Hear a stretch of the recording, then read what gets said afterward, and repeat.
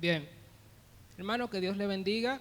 En esta noche vamos a hablar de la palabra de Dios bajo el tema Jesús es el mismo, ayer, hoy y por siempre.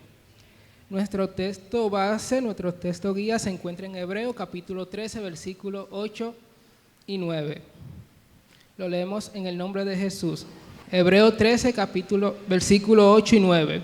Dice: Jesucristo es el mismo, ayer, hoy y por los siglos.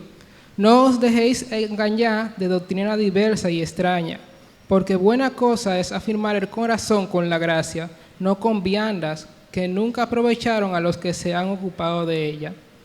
Amén. Padre nuestro que estás en los cielos, santificado sea tu nombre.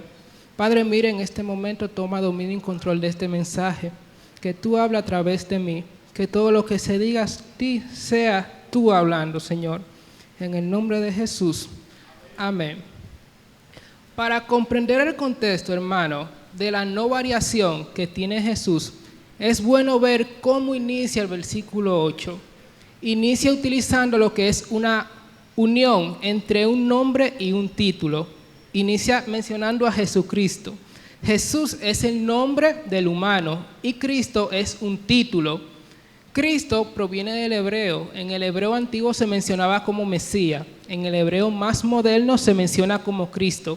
Y tiene como significado el ungido, el enviado por Dios.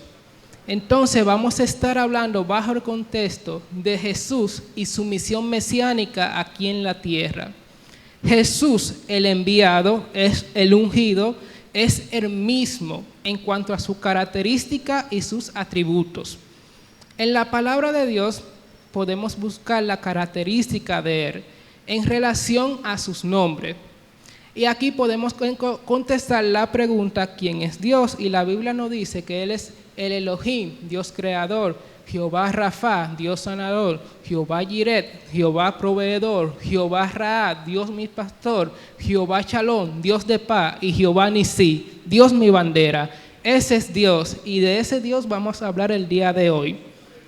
En cuanto a su atributo, el libro de teología sistemática, escrito por Mike Sperman, él lo divide los atributos en tres acápites: en los atributos morales, en los atributos intrínsecos de Dios y en los atributos universales. En la palabra de Dios podemos encontrar 7 atributos que son característicos de Él, que lo hace ser Dios soberano por encima de todas las cosas. La palabra de Dios nos dice que Él es un Dios de amor, Él es eterno, Él es un Dios santo, Él es omnipotente, omnipresente, omnisciente e inmutable. En esta noche vamos a estar hablando específicamente de la inmutabilidad de Dios con su plan de salvación. Ya con los atributos sabemos quién es Dios y su carácter, y ya mencionamos su característica. La característica, contestamos quién es Dios. Con su atributo vemos cómo es Dios. Ya a modo de desarrollo vamos a hablar de Jesús, el inmutable. El Dios que leemos en la Biblia es el mismo Dios que se encuentra aquí el día de hoy. El Dios de Abraham, el Dios de Jacob, el Dios de David es el mismo Dios de nosotros. Y Él sigue teniendo el mismo amor, el mismo poder y sigue siendo igualmente santo. Esto lo podemos confirmar con lo que dice en Malaquías 3:6. Dice: yo Jehová no cambio, y por esto, hijo de Jacob, no habéis sido consumidos. En cuanto a la inmutabilidad de Dios, esto tiene como resultado que todo lo que salga de Él permanezca. Por ende, una vez apartado de Él, comenzamos a cambiar. Y esos cambios son de continuo solamente al mar. Génesis 6, versículo 5. Vamos a ver, hermanos, que usted y yo cambiamos. Desde el punto de vista psicosocial, el psicoanalista Erik Erikson propuso 8 etapas del desarrollo, en la cual el ser humano en cada una experimenta cierto nivel de estrés y luego pasa a la siguiente. Desde el punto de vista psicosocial, el médico, neurólogo y padre del psicoanálisis nos presenta cinco etapas del desarrollo, en la cual tenemos la etapa oral, la etapa fecal, la etapa de la lactancia y la etapa genital. Desde el punto de vista propuesto por la OMS, es el más conocido, nos dice que el ser humano nace, crece, se reproduce y muere. Desde el punto de vista bíblico, tenemos en el Salmo 103, del versículo 15 al 16, que nos dice: el hombre, en el nombre de Jesús, el hombre como la hierba son sus días, florece como la flor del campo, que pasó el viento por ella y pereció, y su lugar no lo conocerá más. Entonces, desde el punto de vista psicosocial, psicosexual, médico clínico y teológico, el ser humano cambia, vive cambiando. Y aquí se nos presenta una pregunta: ¿qué pasó? ¿Por qué, si nosotros provenimos de un Dios que es inmutable, por qué nosotros cambiamos? Y en el mensaje de esta noche vamos a desarrollar esto, la palabra de inmutabilidad de Dios y qué pasó en cuanto a nosotros. Vamos a ver lo que dice Génesis capítulo 2, versículo 17. Dice la palabra de Dios en el nombre de Jesús: mas del árbol de la ciencia, del bien y del mal, no comerá, porque el día que de él comieres, ciertamente morirás. Mientras Adán obedecía la ley de la Biblia, tenía derecho a comer del árbol de la vida, pero desobedeció y quebrantó el mandamiento de la vida y se separó de Dios, la fuente de vida. Entonces vemos aquí en el Génesis que se nos presenta un primer decreto. Este decreto nos dice: no comerás del árbol de la ciencia, del bien y del mal, porque el día que de él comieres, ciertamente morirá.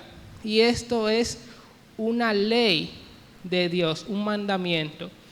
Y aquí podemos hacer una correlación con el dicho: la palabra del rey es ley.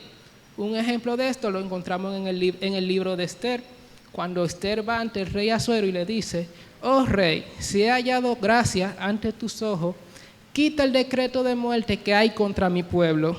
Y el rey Asuero le dice: lo siento, reina Esther, pero una vez una carta firmada a mi nombre y sellada con el anillo del rey no puede ser revocado.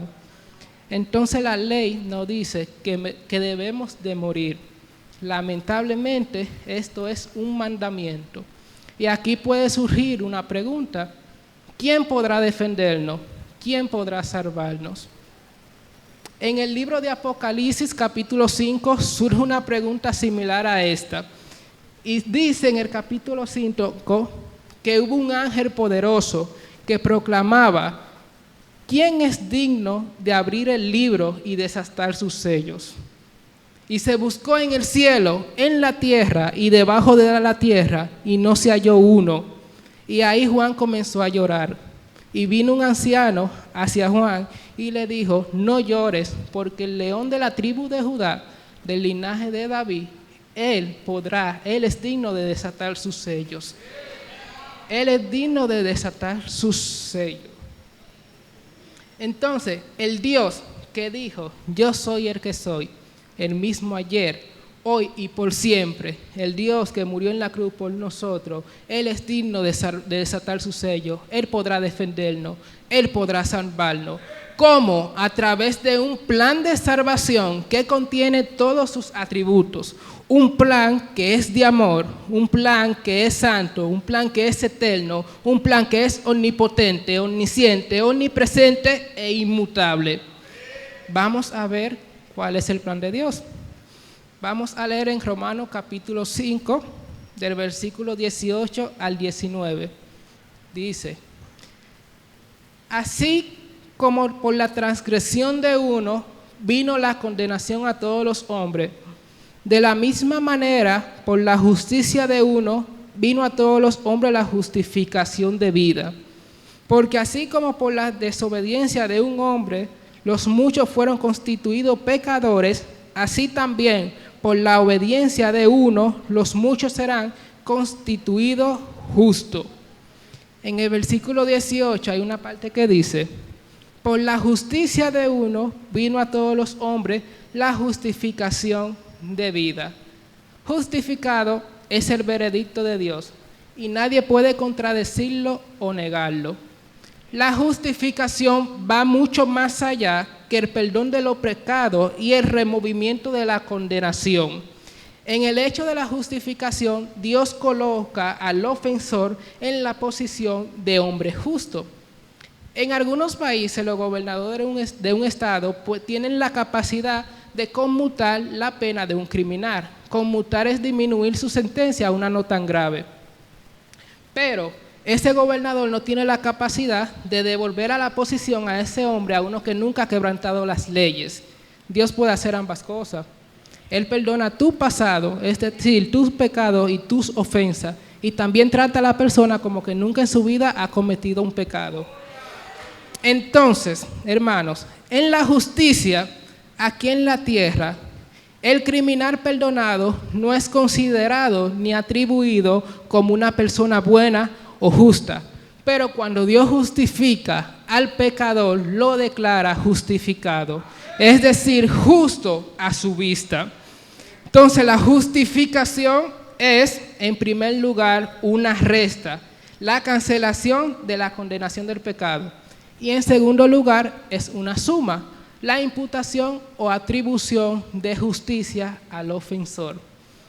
Entonces vemos, hermano, que en el Génesis surge un primer decreto: por cuanto desobedeciste, están todos destituidos de la gloria de Dios.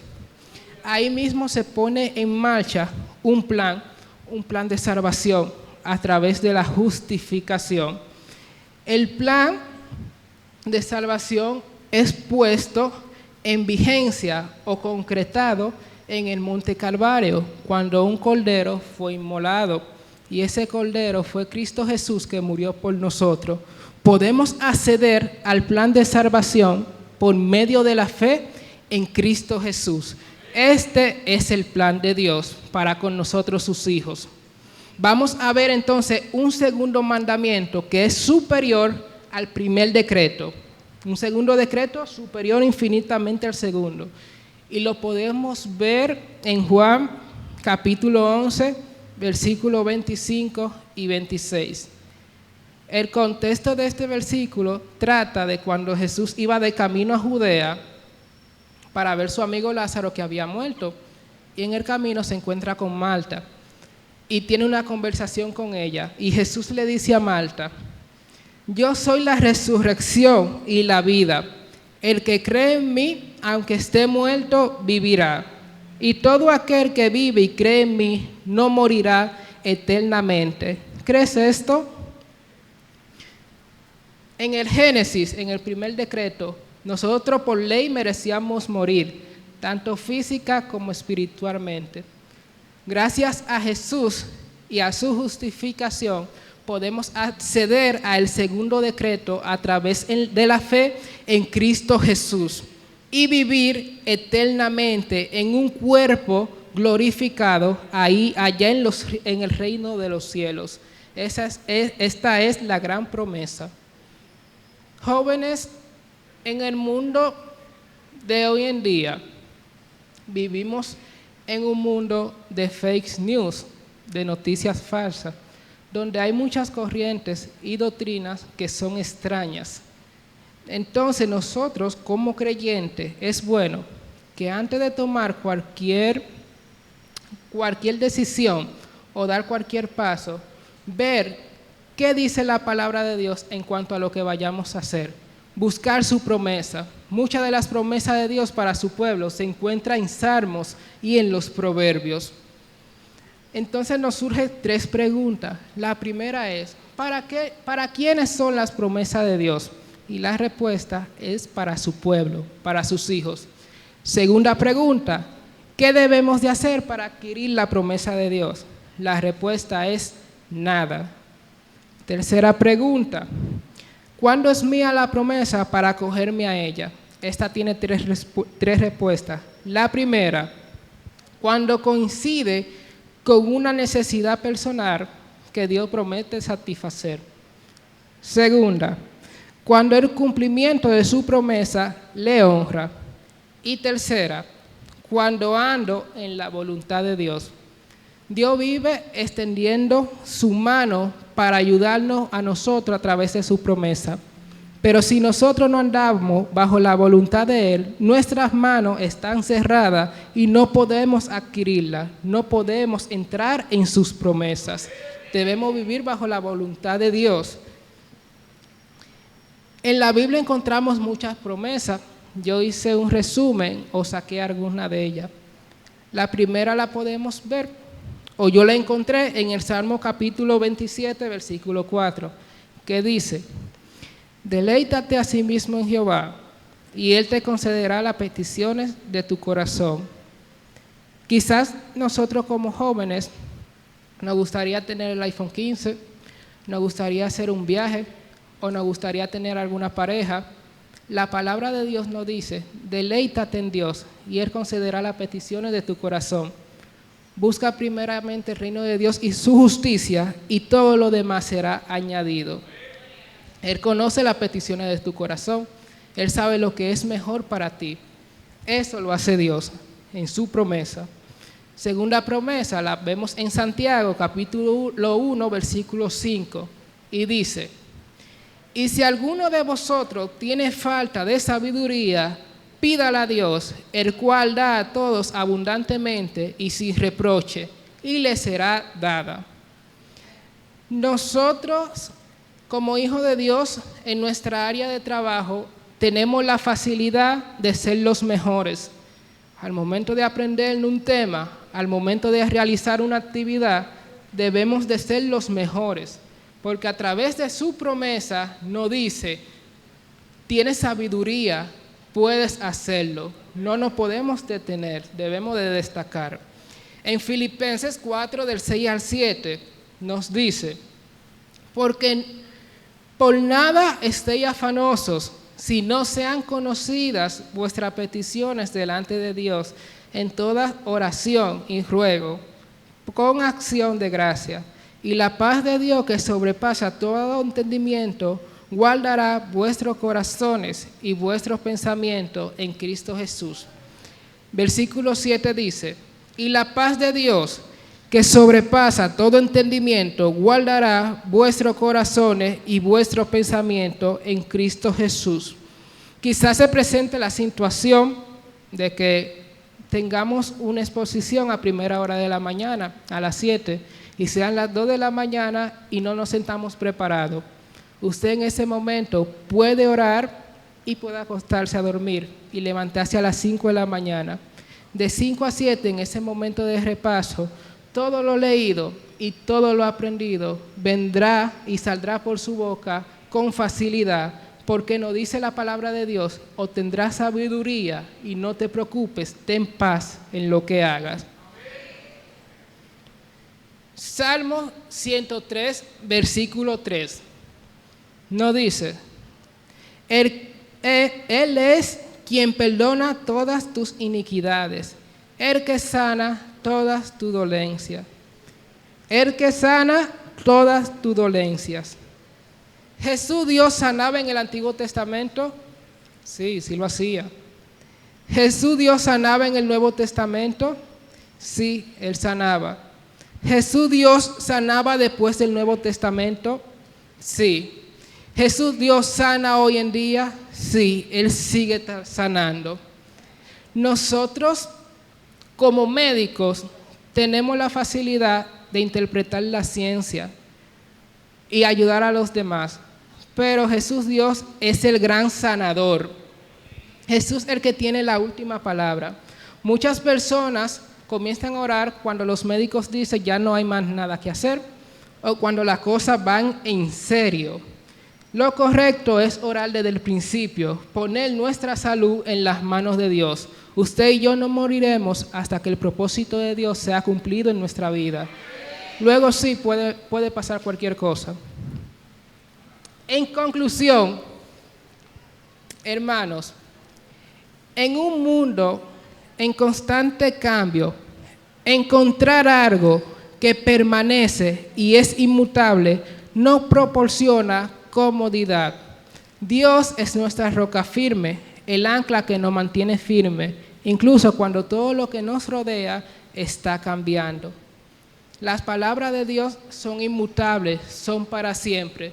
Jesús es el mismo, hoy, ayer y por siempre. Dios le bendiga.